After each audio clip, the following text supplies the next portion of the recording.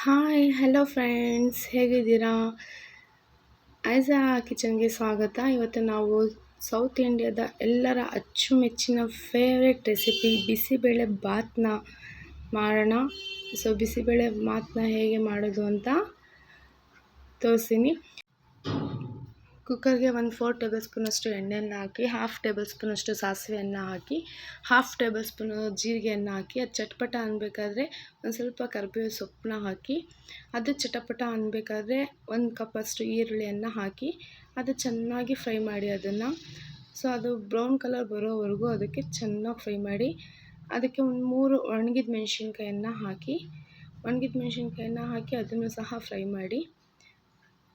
ಅದನ್ನು ಫ್ರೈ ಮಾಡಾದಮೇಲೆ ನಂತರ 1 ಕಪ್ಪು ಟೊಮಾಟೋವನ್ನು ಹಾಕಿ ಅದನ್ನು ಚೆನ್ನಾಗಿ ಫ್ರೈ ಮಾಡಿ. ನಂತರ ಸ್ವಲ್ಪ ಕಾರಿಯಂಡರ್ ಲೀವ್ಸನ್ನು ಆ್ಯಡ್ ಮಾಡಿ ಅದನ್ನು ಸಹ ಚೆನ್ನಾಗಿ ಫ್ರೈ ಮಾಡಿ.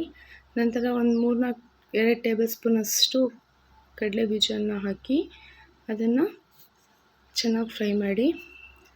ಆ ಮಸಾಲೆ ಒಳಗೆ ಚೆನ್ನಾಗಿ ಫ್ರೈ ಮಾಡಿ. ನಂತರ 1 ಕಪ್ಪಷ್ಟು ನಾನು ಬಟಾಣಿಯನ್ನು ನೆನೆಸಿಕ್ಕಿಟ್ಟೆ ರಾತ್ರಿಯೇ. ಅದು ಚೆನ್ನಾಗಿ ನೆಂದಿದೆ. ಅದೇ ಬಟಾಣಿಯನ್ನು ಹಾಕಿ, ನೀವು ಬೇಕಾದರೆ ಹಸಿ ಬಟಾಣಿಯನ್ನು ಸಹ ಹಾಕ್ಬೋದು. ನಂತರ ಅಲಸಂದೆ ಕಾಳನ್ನು ಹಾಕಿ, ಸ್ವಲ್ಪ ಅಲಸಂದೆ ಕಾಳನ್ನು ಇದ್ದರೆ ನೀವು ಹಾಕಿ, ಇಲ್ದಿದ್ರೆ ಬೇಡ, ನೀವು ಸ್ಕಿಪ್ ಮಾಡ್ಬೋದು. ಚೆನ್ನಾಗಿ ಅದನ್ನು ಫ್ರೈ ಮಾಡಿ. ಒಂದು ಅರ್ಧ ಕಪ್ನಷ್ಟು ಕ್ಯಾರೆಟನ್ನು ಹಾಕ್ತಾಯಿದ್ದೀನಿ. ಅರ್ಧ ಕಪ್ ಕ್ಯಾರೆಟನ್ನು ಹಾಕಿ ಅದನ್ನು ಸಹ ಚೆನ್ನಾಗಿ ಮಸಾಲೆ ಒಳಗಡೆ ನಾನು ಮಿಕ್ಸ್ ಮಾಡ್ತಾಯಿದ್ದೀನಿ. ಅದು ಚೆನ್ನಾಗಿ ಫ್ರೈ ಆಗಬೇಕು ಮಸಾಲೆ ಒಳಗಡೆ. ಚೆನ್ನಾಗಿ ಅದು ಎಣ್ಣೆಯಲ್ಲಿ ಫ್ರೈ ಆದರೆ ಟೇಸ್ಟ್ ಚೆನ್ನಾಗಿ ಕೊಡುತ್ತೆ. ನಂತರ ಅದಕ್ಕೆ ನೀವು ಯಾವುದೇ ರೀತಿಯಾದಂತಹ ತರಕಾರಿ, ಕ್ಯಾಪ್ಸಿಕಮ್ಮು, ಬೀಟ್ರೋಟು, ಬೀನ್ಸು, ಆಲೂಗೆಡ್ಡೆ ಈ ಥರನ ಆ್ಯಡ್ ಮಾಡ್ಬೋದು. ನಂತರ ಒಂದು ಹಾಫ್ ಕಪ್ನಷ್ಟು ಕಡಲೆಕಾಳನ್ನು ಹಾಕ್ತಾಯಿದ್ದೀನಿ. ಅದನ್ನು ಸಹ ಚೆನ್ನಾಗಿ ಮಿಕ್ಸ್ ಮಾಡೋಣ ಎಣ್ಣೆ ಒಳಗಡೆ. ನಂತರ ಒಂದು ಹಾಫ್ ಕಪ್ನಷ್ಟು ಕಾಬೂಲ್ ಚನಾನ ಹಾಕ್ತಾಯಿದ್ದೀನಿ. ನೀವು ಬೇಕಾದರೆ ಬೇರೆ ತರಕಾರಿಯನ್ನು ಸಹ ಆ್ಯಡ್ ಮಾಡ್ಕೋಬೋದು. ನಂತರ ನಾನು ಅದಕ್ಕೆ ಒಂದು ಚಿಟಿಕೆಯಷ್ಟು ಅರಿಶಿನ ಹಾಕ್ತಾಯಿದ್ದೀನಿ. 1 ಟೇಬಲ್ ಸ್ಪೂನಷ್ಟು ಧನಿಯಾ ಪೌಡರ್ನ ಹಾಕ್ತಾಯಿದ್ದೀನಿ. 1.5 ಟೇಬಲ್ ಸ್ಪೂನಷ್ಟು ಅದಕ್ಕೆ ಚಿಲ್ಲಿ ಪೌಡರ್ನ ಹಾಕ್ತಾಯಿದ್ದೀನಿ, ರೆಡ್ ಚಿಲ್ಲಿ ಪೌಡರ್ನ ಹಾಕ್ತಾಯಿದ್ದೀನಿ. ಅದಕ್ಕೆ 1-3 ಟೇಬಲ್ ಸ್ಪೂನಷ್ಟು ಬಿಸಿಬೇಳೆ ಬಾತ್ನ ಪೌಡರನ್ನು ಹಾಕ್ತಾಯಿದ್ದೀನಿ. ನಾನು ಅಂಗಡಿ ಪೌಡರ್ನೇ ಯೂಸ್ ಮಾಡ್ತಾಯಿದ್ದೀನಿ. ನೀವು ಮನೆಯಲ್ಲಿ ಇರುವಂತಹ ಪೌಡರ್ನ ಅಥವಾ ಅಂಗಡಿ ಪೌಡರ್ನ ಯಾವ್ದು ಯೂಸ್ ಮಾಡ್ತೀರಾ ಅದನ್ನು ನೀವು ಯೂಸ್ ಮಾಡ್ಕೋಬೋದು.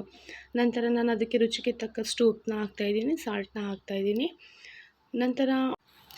ನಂತರ ಮಸಾಲೆಯನ್ನು ಚೆನ್ನಾಗಿ ಮಿಕ್ಸ್ ಮಾಡ್ತಾಯಿದ್ದೀನಿ.